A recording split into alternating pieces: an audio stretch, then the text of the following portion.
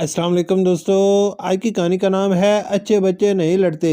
राजू और शानी हमेशा किसी न किसी बात पर झगड़ा करते नजर आते थे।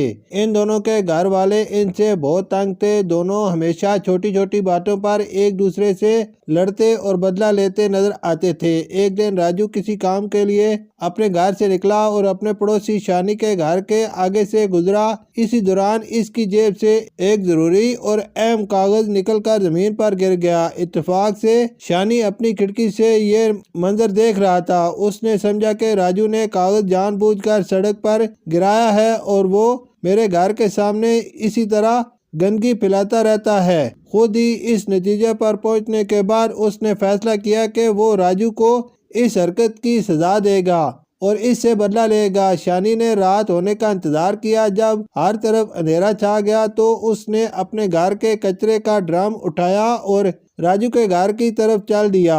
इत्तेफाक से इस वक्त राजू भी अपनी घर की खिड़की के सामने बैठा बाहर देख रहा था। जब उसने शानी को कचरे का ड्रम लाते देखा तो वो हैरान रह गया। शानी ने ड्रम का सारा कचरा राजू के घर के बिल्कुल सामने उल्टाकर अपने घर वापस चल दिया। राजू हैरान होकर बाहर आया और उस कचरे के ढेर के पास गया और उसे गौर से देखा तो उसे अपना वो अहम तरीन कागज दिखाई दिया जो सुबह उसकी जेब से शानी के घर के सामने गिर गया था। मगर अब वो कागज छोटे छोटे टुकड़ों में फटा हुआ था। वो सोचने लगा कि पहले तो मेरा ये कागज उड़ा लिया, फिर उसे टुकड़े टुकड़े करके मेरे घर के सामने फेंक गया, साथ ही दूसरा कचरा भी यहाँ डाल कर चला गया। फिर उसने शानी से इसका बदला लेने की ठान ली। इसने एक बड़े किसान को फोन किया और उससे कहा मुझे 5 गाय और 100 मुर्गियां पहुंचा दो।